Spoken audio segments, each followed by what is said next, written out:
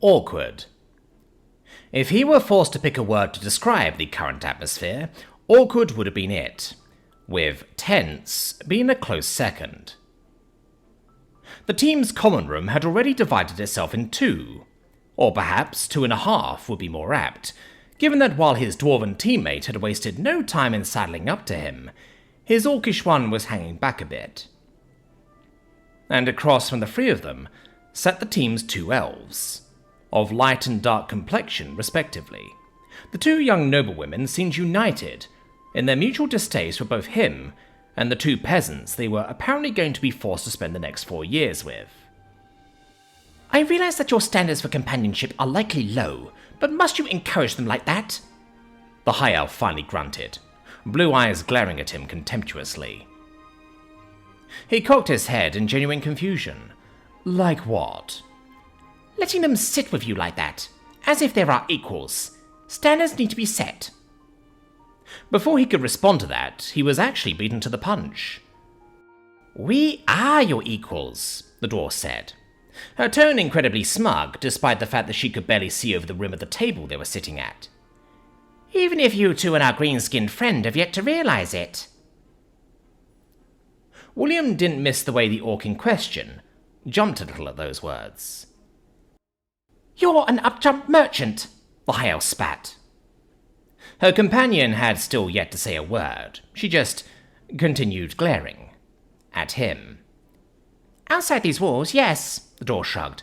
But within them, I'm a Marine Knight cadet, the same as you. We are not the same. I am a daughter of the... No one cares. Well, no one except you. And I suppose some of the other stupider blue bloods. The elf stood up, her chair rocketing across the floor with the force of her movements. I'll not sit here and be called stupid by a... The sound of a thundercrack cut her off, making everyone but William jump, as it echoed off the walls of their room. Idly, he lowered a finger, the last words from his invoked contract still lingering on his lips. A little drastic, but he preferred to cut this high school level drama off at the pass, not least of all because most of the people present were or soon would be college-aged. Which, admittedly, was his own brand of drama, but still ultimately preferable to what preceded it. "Alright, I think that's enough of that," he said into the silence that followed his spell. "Like it or not, we're stuck with each other for the next 4 years. Let's try and make the most of it." Turning his gaze to the high elf, he tried his best to appear commiserating. "First of all, I'd like to apologize for my words in the auditorium. They were ill-thought and callous. I don't know who you are. I don't know your story. I shouldn't have pretended I did in order to insult you." It was actually rather amusing how wrong-footed the young woman looked by that. That is considerate of you to say." He noted that her word choice was specific. She didn't accept his apology. Not yet. She wanted to, if only because that was the natural flow of the conversation. Peer pressure and all that, but her training as an aristocrat prevented that.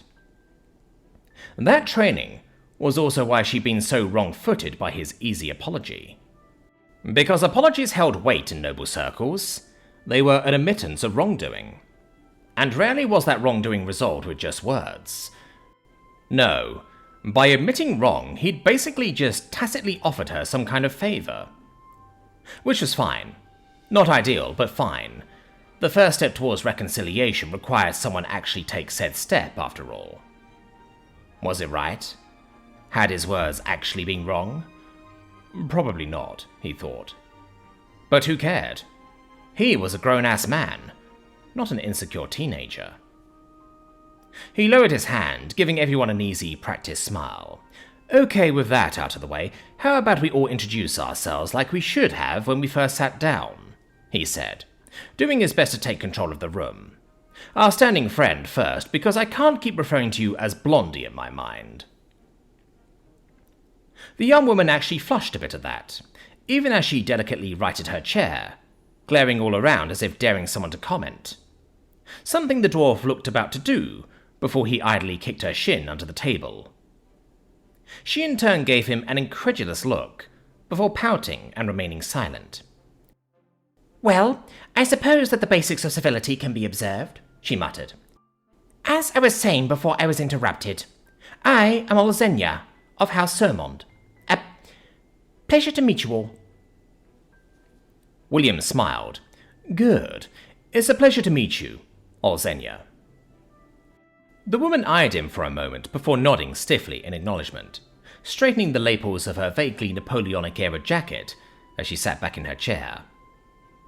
At which point the dwarf spoke up, her gaze very much on him, as she ostensibly addressed the entire room.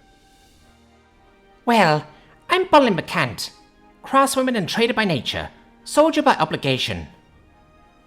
Obligation? The dark elf all but hissed. The first word she'd spoken since they'd met. Aye, the dwarf responded, without even glancing the other woman's way. The family have wanted an inn into the noble market for a while now, and me being born with magical potential was just the ticket they needed. So, you don't want to be here? The orc asked quietly, as if she couldn't quite believe her words. I didn't say that. This time, Bonlin actually took her gaze off him, her tone commiserating as she glanced at her fellow peasant. This is a great opportunity to tap new markets. Me being here is the smart move, and I intend to make the most out of it I can. I'm just saying that the art of poking other people full of holes isn't exactly my true calling. Then her eyes flitted back to him. Though, if a certain someone wanted to poke my holes, I wouldn't be opposed. William regarded her dryly. Well, it's nice to meet you, Bonlin. Though I hope you're a better blacksmith than you are a seductress, because that was awful. That actually made her laugh, even as the rest of the room regarded the redhead with varied levels of disdain. Even the orc seemed taken aback by the abruptly saucy comment. Oh, you're fun, she chuckled. Maybe these next 4 years won't be quite so bad after all. Well, that confirmed in his mind that her comment hadn't been some Hail Mary shot at getting into his pants. Or at least, it hadn't just been that. Just as he was trying to get everyone else's measure, it seemed she was too. In her own way. Turning his gaze from Bonlin, he saw that for the first time since they walked in, the dark elf wasn't glaring at him. Sure, she was glaring at the dwarf now, but he'd take what he could get. After a second or two, though, the dark-skinned woman seemed to realize it was her turn to talk. Idly wiping a stray white hair from her face, her silver pupils regarded the entire room before she spoke. Marlene, of House Greyglass, she muttered, fingering the sleeves of her own darker variant of Olzenia's outfit. Though in doing so, it actually took William a few seconds to realize that was all she intended to say. Nice to meet you too, Marlene, he said, reining in that moment or so of hesitation while making sure to regard her with a smile. One she didn't return, but he didn't really expect her to at this point. Which was fine. These were early days yet. More to the point, as he turned to the last resident of the room, he was happy to see that no one had attempted to wrest control of the introductions back away from him. Oh, Bonlin had made a token attempt by interrupting, but it was a perfunctory thing at best, and likely an entirely accidental byproduct of a boisterous personality, something he'd easily stepped around by responding to her brazenness without being flustered. Instead, he simply breezily moved on to the next person, thus guiding the tempo of the conversation. It's easier to take control of a room if no one realizes you're doing it, after all, he thought. Which sounded like an act of complex Machiavellian social engineering, but was really just a matter of confidence. After all, most people were pretty hesitant to speak first in a group full of strangers. To that end, they were usually quite happy for someone else to take the reins of those first tentative interactions, even if they never admitted it. And by taking on that task, he'd already positioned himself as the leader of the little group by being the one to facilitate the introductions. Sure, 1.5 million things could tear him from that post in the next few hours, but as humble as it was, this was a foundation to build from. And that leads to our last, though assuredly not least, member of this little group. William noted how the orc shifted uncomfortably, as all eyes in the room turned to her. And it didn't take a genius to guess why a former slave might be uncomfortable with too much attention. You, didn't introduce yourself, she deflected. He cocked his head to the side. Of course, how forgetful of me. William Ashfield, chef, mechanic, and now Marine Knight Cadet. Also a chemist, an accountant, and a half-dozen other things as well, as a result of skills he picked up both this life and the last. But no one but him really needed to know that right now. You're the Kraken Slayer, Bonlin shouted, just a second before Olzenya looked about to say the same thing, much to the owl's irritation. He very definitely didn't let his eye twitch. An exaggeration. I injured a kraken using a trauma-boosted lightning bolt after it attacked a ship I was riding, and knocked out my escort. Rest assured, it was not a feat I could ever repeat. You had a kraken with lightning? Marlene asked quietly, something other than irritation in her gaze at last, as she eyed him contemplatively. He shrugged. I did. As I said, though, it was a trauma boost. Which ostensibly meant that the ether he supplied his patron was of a more emotionally charged variety than the norm, which in turn meant the Fey being had deigned to reward him by adding a bonus onto his contract. Something that was far from guaranteed. Fey, by their very nature, were strange and mercurial beings. What they considered worthy of supercharging a contract was impossible to predict and almost never consistent. That's still rather impressive, Olzenya said begrudgingly. After all, it must have been a considerable injury to scare the beast off. He shrugged, feeling a little uncomfortable at the praise despite himself. Just a tentacle. Bonlin scoffed. Just a tentacle, he says. They do have 8 of the things, he pointed out. Hardly a maiming by any stretch, given that the limb will regrow in time, which in turn makes the name I've apparently been saddled with all the more ridiculous. I suppose it does. Olzenya actually seemed to perk up a bit at that. Bonlin just scoffed. Ridiculous or not, you should embrace it. It's already out there now. You should try to profit from it. He smiled stiffly before trying to change the topic. Perhaps. For the moment, though, we seem to have steered off topic. Once more, the orc seemed to flinch as every eye in the room turned to her, idly gripping the legs of her pants. Oh, Verity. That's my name. No last name, obviously. I'm from the Greenhill estate. She flinched. Not that I'm part of the Greenhill family. They just own mine. Or did. Used to. You know, before I got signed up to be a Marine Knight. It was actually rather interesting how fast the young woman could get the words out. He idly noted that none of the other girls seemed particularly surprised by the revelations of the green-skinned woman's origins. Oh, the Academy emancipated your family too? Olzenya, of all people, asked, a genuine note of curiosity in her voice. They don't do that for all cadets. Verity, and it was noteworthy that she had a human name, could only shrug. I guess? Marlene, too, had turned her evaluating gaze to the orc.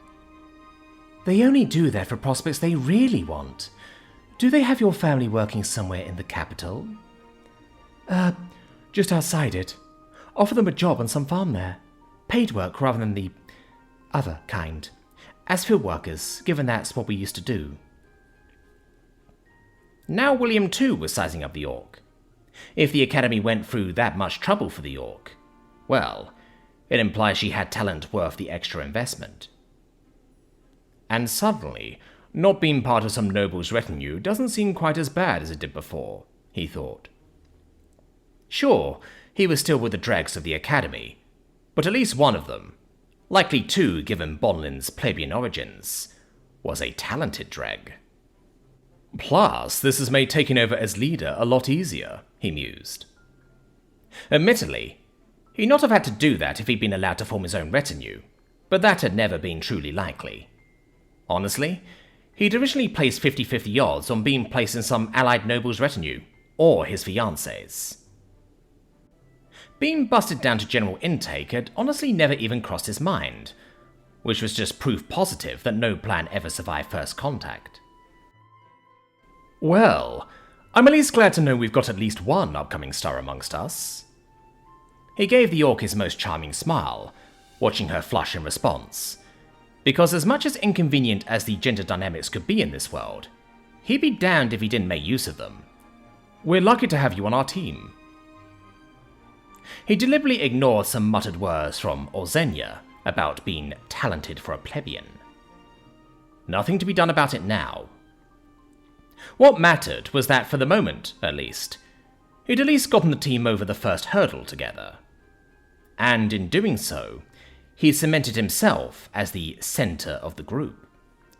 Now comes the hard part, he thought, as genuine conversation slowly started to blossom around him. Stilted at first, but it was a start. Turning them into the best team in the academy. They needed to top the academy leaderboards. Needed. Because if they couldn't do that, the last 10 years he spent planning and preparing were basically worthless. And he wouldn't allow that to happen. So, it's the best or nothing, he thought.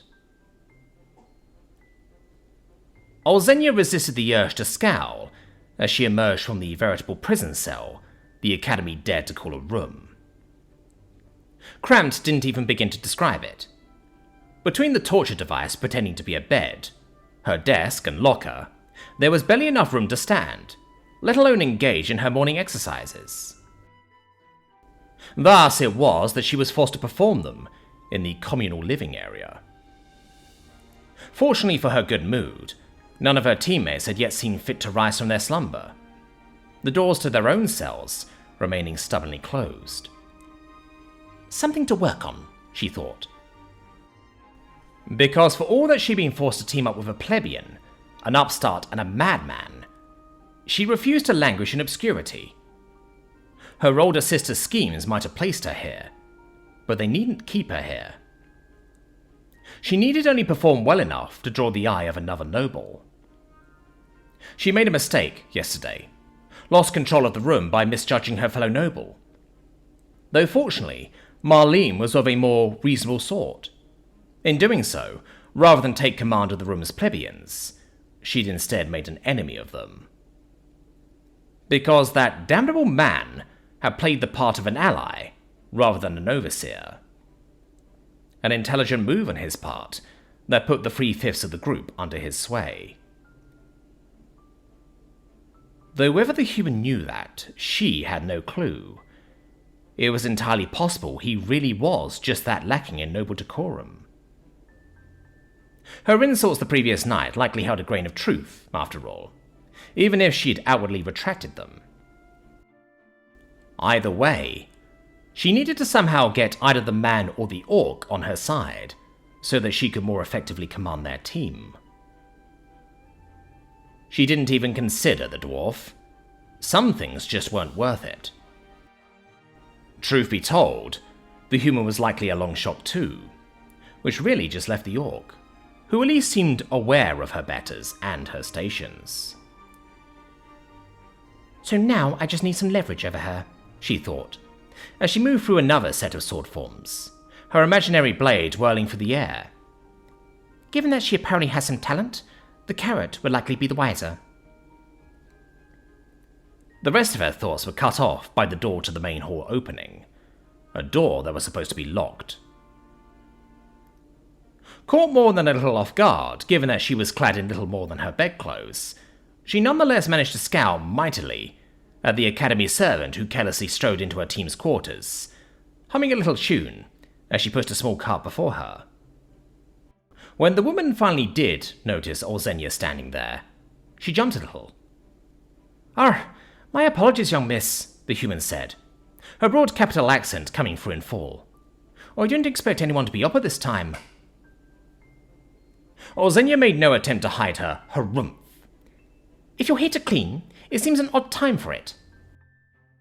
Something strange passed over the other woman's face, a hint of smugness, before she shook her head.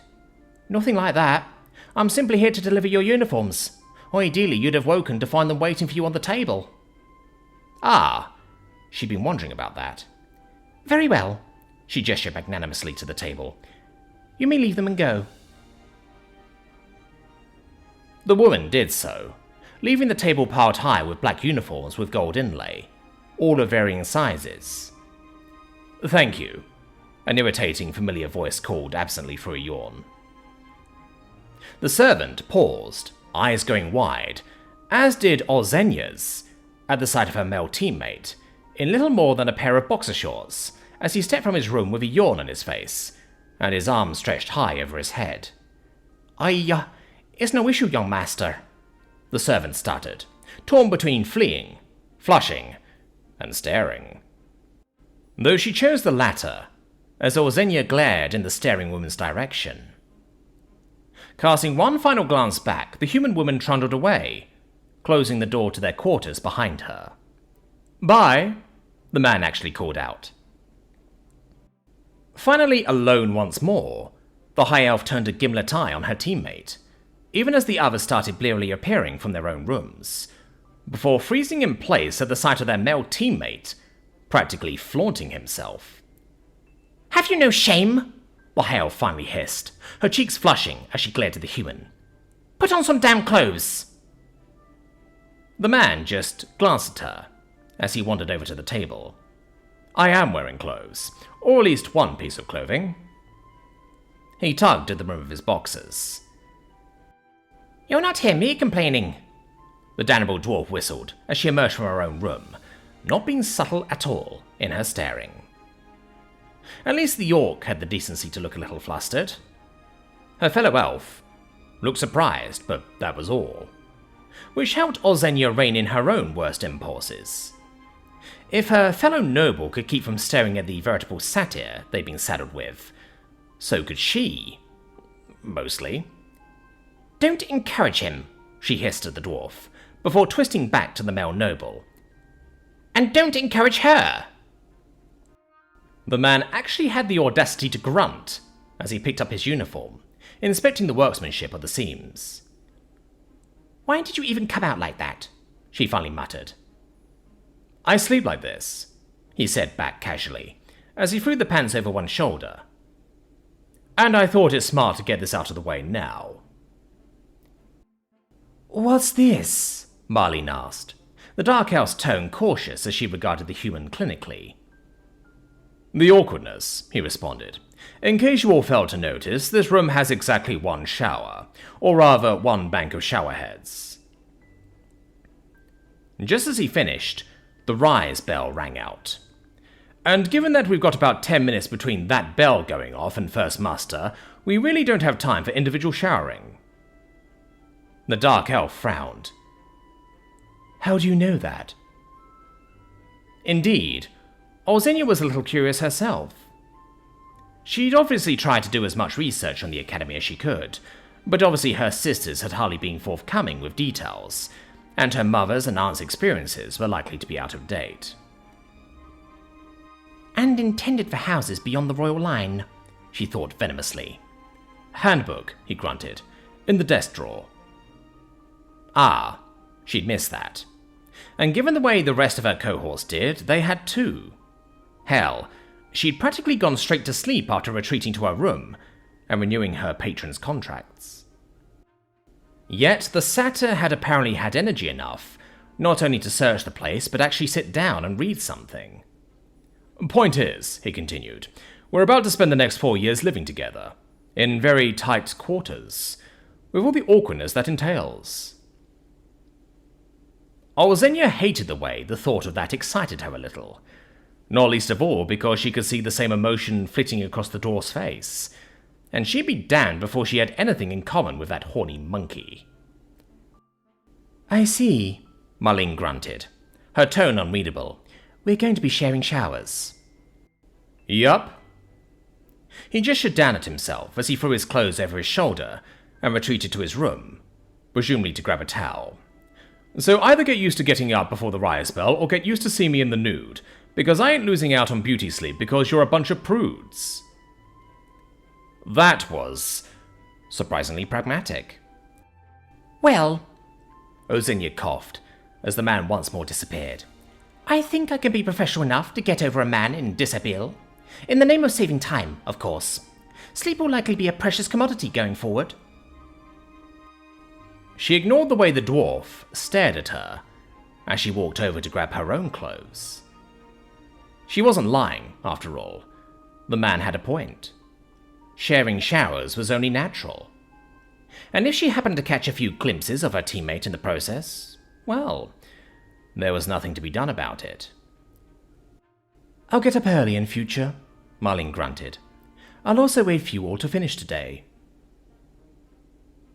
Bonlin just chuckled, even as the little gremlin wasted no time in stripping down. Suit yourself, weirdo, because this alone has almost made the whole merchant marine thing worth it. Olzenia rolled her eyes before noticing that the orc hadn't moved. Indeed, she looked rather frozen. Orc, is there an issue? She has a name, the dwarf muttered. I don't have a towel, the greenskin murmured. Olzenia sighed.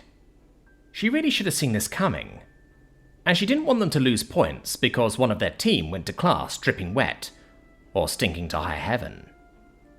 And besides, this was an opportunity to get the other women into her debt, at least in some small way. A show of compassion to make up for last night's blunder. It's all right, she said, feigning reluctance. I've got a... She didn't get to finish her sentence. Here's one of mine. That annoyingly chipper male voice called as he reappeared, clad in nothing more than a towel, while he threw another at the orc, who actually managed to catch it before the balled-up piece of fabric hit her in the chest. Though her mouth remained open, the rest of her seemingly paralyzed as the man dashed past on the way to the team's bathroom. Thanks? She called, after his retreating back. Don't mention it, he grunted. Feel free to keep the towel. Ozenia just scowled at the lost opportunity. Verity had seen a boy naked. She also had a nice new uniform. A shiny black and gold thing. The uniform, not the boy.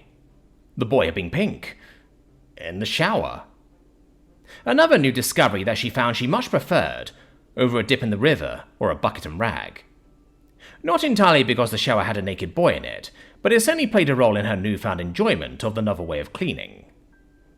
And she'd get to do it every day. Though next time she tried not to stare as much, ignoring the fact that William had been very nice to her in the time she'd known him. Both Ma and Pa would box her ears something awful if they found out she'd been acting the perv. Still, perv or not, she'd certainly gotten an eyeful this morning. So it was that she actively had to fight down the urge to hum a jaunty tune, as she and her fellow cadets were given a tour of the Academy's many facilities. While the first day had mostly been an opportunity for cadets to arrive and be introduced to each other, the second was set aside for tours of the facilities. Classrooms, obstacle courses, 4 entire warehouses filled with decommissioned airship hulls that would apparently act as mock arenas for training exercises. What about the airfields, ma'am? A cadet from another group asked. The group they were in all had the same uniform, royal black and gold, which marked them as part of the general intake program. The only real difference between the groups was the number on their sleeves. Each group had its own, corresponding to their room. The number on her and her friends' sleeves was 7, which was supposed to be lucky, though she never found out why. Instructor Griffith, as she'd introduced herself, shook her head. We won't be visiting there today, or at any point this year. Flight training begins in the 2nd year of the Academy. Your first year will be focused on deck combat, magical aptitude, and general theory, not flying shards. More than a few people sagged at that, though no one was stupid enough to say anything. Not even the nobles, who she could still spot, even though they now all wore the same uniform. It was in the way they walked and talked. It held a kind of understated confidence that just didn't come naturally to people like her. Even William, who was quite nice, did it. Then again, so does Bonlin, Verity mused, as the group continued on. And she's supposed to be a peasant like me. Though not a slave. And that was a significant difference. She absently shook her head, refusing to let any kind of self-recrimination rear its ugly head. She wasn't a slave anymore. She was a merchant marine cadet. She'd earned it. William had said as much, and he was a noble. Even Olzenia seemed impressed when she told that the Academy bought and freed her family too. Personally, Verity hadn't thought anything of it. She thought they did that for every slave that did well in the tryouts. Perhaps she hadn't needed to take down all the other competitors in the final melee. She shrugged as they entered another building. She supposed it didn't matter now. "And this is the laundry room," Instructor Griffith said, as she gestured to a great many familiar-looking taps and buckets. "Cleaning supplies will be kept here, and are not to be taken out of this room. You are expected to keep your clothes clean at all times. Failures in that department or improperly wearing the uniform will result in demerits." Not for the first time, Verity thanked the All-Gods that Bonlin had helped her with her own. Not that she couldn't figure out how to get it on, but putting the clothes on and putting them on properly was apparently two different things. It seemed a little silly to her, but she knew better not to question, and had tried to commit as much of it to memory as possible, though she had no idea how successful she'd been on that front. "I suppose I'll find out tomorrow," she thought, as the rest of her housemates glanced around the room. Olzenia raised a hand. "Excuse me, ma'am, but where are the servants and receiving baskets?" "Instructor," the dark elf corrected absently. "And servants? Receiving baskets?" "For us to leave our clothes for cleaning?" The high elf cocked her head. For just a moment, Verity could have sworn the ghost of a smile slipped across the instructor's face. "You misunderstand me, cadet. The cleaning and maintenance of your clothes is your responsibility, and yours alone." If anything, the ripple that ran through the room at her words was more pronounced than when she'd said that they wouldn't be flying shafts for another year yet. "Cleaning? Ourselves?" One girl sounded close to fainting. "Such is the onus of House Lindholm." Griffith had zero sympathy. "You aren't like those other houses. For all they may parade themselves around the Academy with their heads held high, they're ultimately little more than peacocks being fitted with spurs. Perhaps they might perform well in the inter-academy competitions, but those are mere tourney fields, not a real war. Make no mistake, you, as cadets of the Royal House, are the true warhawks. You're here to learn how to be Royal Marines, not just Marine Knights. Women and men like yourselves are the real first line of defense, and the real reason why both the Solites and Lunites have failed 3 times to drag Lindholm into their personal quagmire." She eyed the room, as if daring anyone to correct her. "To that end, you're expected to learn how to care for your gear and uniform. If you don't know how, then learn. No one's here to hold your hand. Resources are available to you. It's up to you to figure out what they are and make use of them." For just a moment, Verity could have sworn the instructor's eyes were directly on her.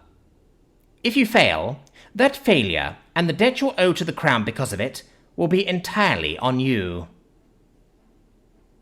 The good mood the Orc had slowly been nurturing over the course of the morning dimmed a little at that. Only a little, though. Because she wasn't an idiot.